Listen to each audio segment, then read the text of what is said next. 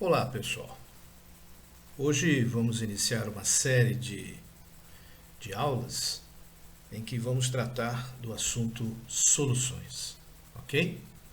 Essa primeira aula é uma parte introdutória em que vamos tratar dos tipos de soluções e vamos falar do conceito de coeficiente de solubilidade, ok? Então vamos lá.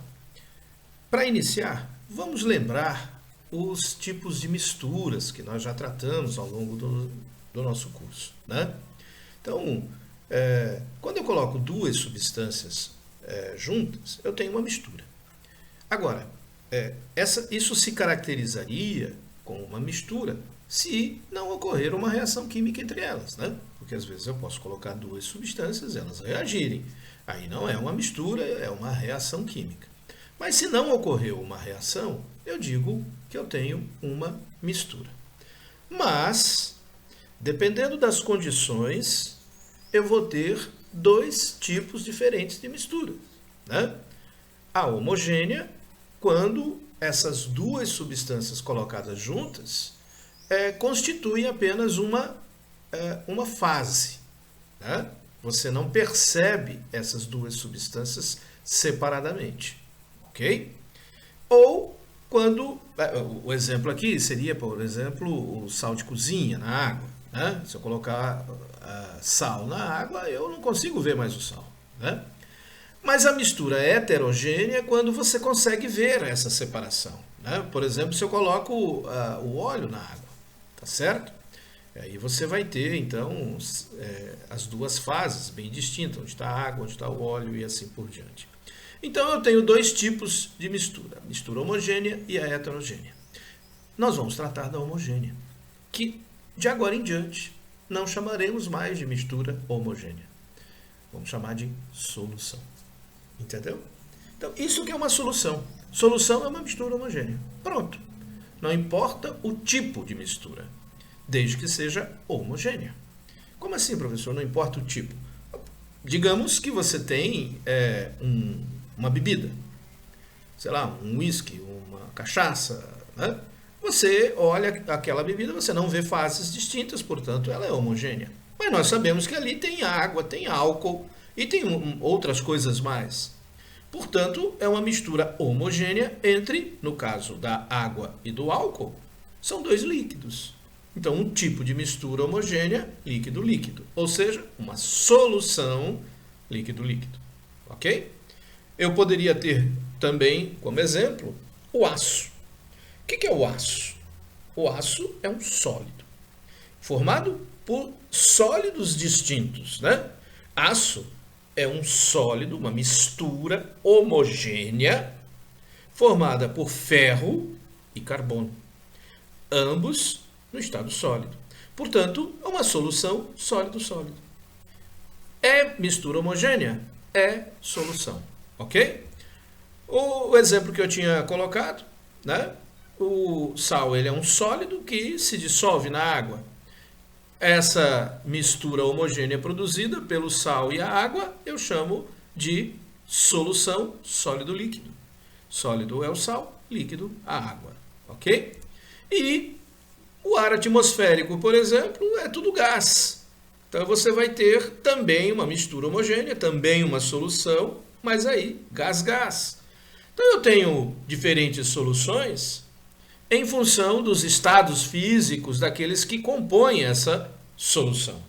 Ok? Muito bem.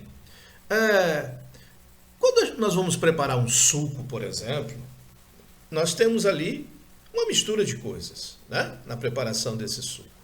Entre as coisas que nós colocamos para formar o suco, tem água e açúcar, né? Às vezes a gente coloca açúcar demais, aí fica muito doce, né? Ou a gente coloca açúcar de menos, e aí fica pouco doce, é isso? Então nós temos a possibilidade de dizer, esse suco aqui está muito doce, eu não gostei.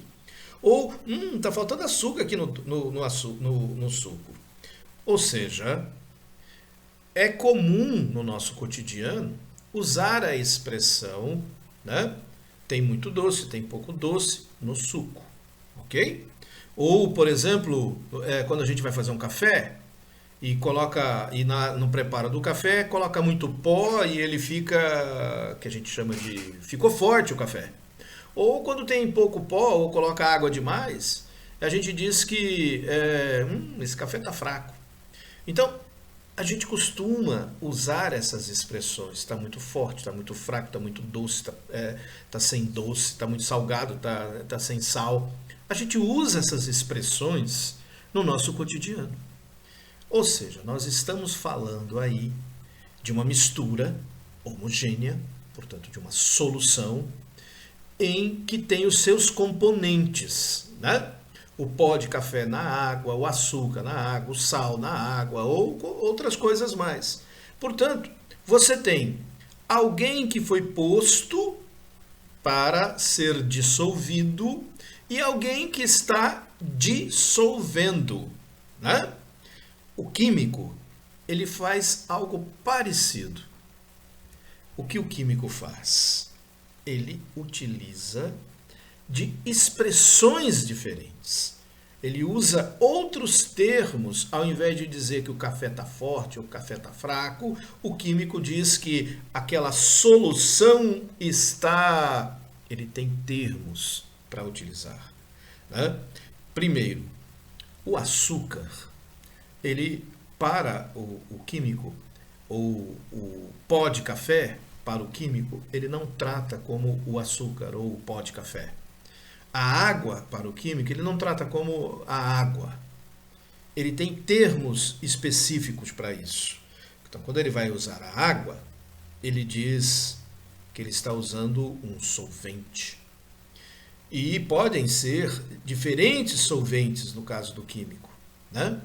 A água é apenas mais um desses solventes. E, com certeza, o mais importante, o mais utilizado, ok? O pó de café ou o açúcar, ele não chama de pó de café ou açúcar, chama de soluto. Então, olha só, os termos que nós estamos utilizando aqui. Solução é a mistura homogênea. Solvente é o que foi usado para dissolver, no caso, geralmente a água, mas pode ser como solvente, pode ser álcool, né, o álcool etílico, o etanol, pode ser o éter, né, o éter etílico, tá? Pode ser o N-hexano, quer dizer, tem vários solventes, ok? Muitos solventes utilizados pelo químico. Nós vamos usar principalmente água, ok? Então, nos cálculos que costumamos utilizar para encontrar as soluções, o solvente geralmente é água. Então, os cálculos dizem respeito à água, ok? Então, solvente é a água, solução é a mistura homogênea e soluto é o cara que eu coloquei ali para dissolver. Então, no caso do suco, o açúcar é um soluto, entendeu? A cafeína no café é um soluto e assim por diante, ok? Muito bem. Então, quando eu coloco muito açúcar, que está muito doce, ou quando coloco muito pó de café e ficou muito forte, a expressão que eu uso como químico não é muito doce ou muito forte. A gente diz a solução ficou muito concentrada. Ou quando eu coloco pouco açúcar ou muita água, por exemplo, aí eu não digo que ficou fraco, eu digo a solução ficou diluída. Então o termo concentrada tem a ver com a relação de soluto para solvente. Ou seja, uma solução concentrada é quando tem muito soluto em relação ao número de solvente. Então é muito soluto para pouco solvente. Enquanto que a solução diluída, nesse caso, é quando eu coloquei pouco soluto e muito solvente. Então a relação entre os dois é muito grande, né? Então pouco soluto para muito solvente, existe uma grande distância entre os dois. Quando a distância é pequena, é muito soluto para pouco solvente, eu digo que é concentrada. Ok? Muito bem. Então, no caso do químico, ele pode utilizar de uma solução concentrada ou de uma solução diluída, né? E ele pode pegar, por exemplo, uma solução diluída e ir colocando mais soluto e tornando ela cada vez mais concentrada. Porém, na grande parte das vezes, quando ele vai colocando soluto, chega um momento que o soluto não dissolve mais. Aí, nesse caso, a gente diz que ele atingiu o limite da solubilidade. Quer dizer, existe um limite, né? Uma capacidade máxima de se dissolver um determinado soluto num determinado solvente. Tá? A maioria dos casos é assim. Tem algumas poucas exceções, mas na maioria dos casos existe um limite nessa capacidade de se dissolver o soluto no solvente. Bom, então, esse limite nós chamamos de coeficiente de solubilidade. Então, ele é o limite possível de se dissolver um soluto qualquer em um solvente. Agora, é óbvio que isso vai depender da temperatura, né? Quanto mais gelado for, mais difícil de dissolver. Quanto mais quente for, mais fácil de dissolver, na maioria dos casos. Opa, espera aí um pouquinho. Então, tem 3 questões aqui que precisam ser consideradas quando eu estou falando de coeficiente de solubilidade. Coeficiente de solubilidade é um limite para um determinado soluto. Então, cada soluto terá o seu coeficiente. Só que esse soluto vai depender do solvente que está colocado nele, né? Então, dependendo do solvente, ele dissolve mais ou dissolve menos. E, obviamente, vai depender a que temperatura isso ocorreu. Portanto, o coeficiente de solubilidade nada mais é do que uma relação, um valor que depende do soluto, do solvente e da temperatura que a solução está sendo preparada. Obviamente, se eu coloco muito solvente, eu vou conseguir dissolver mais soluto. Com pouco solvente, né? Pouco soluto. Por isso eu preciso determinar também as quantidades. Por exemplo, vamos pegar aqui o cloreto de amônio, que é o NH4Cl, ok? Aqui eu tenho os valores do coeficiente do cloreto de amônio a depender da temperatura. Então, por exemplo, se eu tenho o cloreto de amônio a 20 graus, eu consigo dissolver 37,2 gramas dele. Em quanto de água? 100 gramas. Portanto, eu determinei no coeficiente um valor de 100 gramas de água, determinei que o solvente é a água e determinei que a temperatura é 20 graus. Portanto, nós temos aqui que considerar a temperatura, o soluto, o solvente e a quantidade de solvente. Então, em 100 gramas de água, a 20 graus Celsius, eu consigo dissolver 37,2 gramas de cloreto de amônio no máximo. Não dá para dissolver mais que isso. Agora, se eu aumentar essa temperatura para 80, aí eu consigo dissolver até 65,6 gramas do cloreto de amônio. Olha só como que é bem maior o coeficiente de solubilidade a uma temperatura também maior. Ok? Mas na mesma quantidade de água, 100 gramas de água. Então, em 100 gramas de água, a 80 graus, eu dissolvo até 65,6 gramas do sal cloreto de amônio. Isso é coeficiente de solubilidade. Entendeu?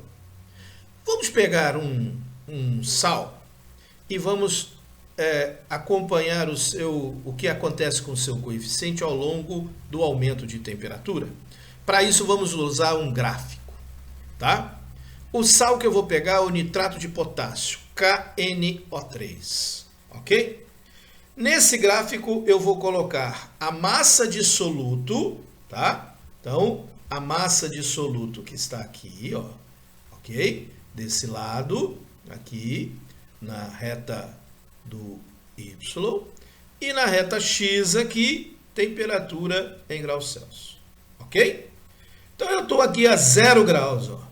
A 0 graus, eu consigo dissolver 13,3 gramas de nitrato de potássio em 100 gramas de água. Sempre 100 gramas de água, ok? Então, o coeficiente de solubilidade do KNO3 é 13,3 gramas para 100 gramas de água a 0 graus. Muito bem. Se eu aumentar a temperatura para 10, aí eu já dissolvo 20,9 gramas.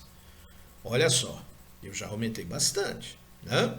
De 13 foi para 20, ok? Do mesmo sal. Na mesma quantidade de água, a temperatura de 10. A 20 graus, eu já consigo dissolver 31,6. Está aumentando. 30 graus, eu dissolvo 45,8. Está aumentando. 40 graus, eu dissolvo 63,9.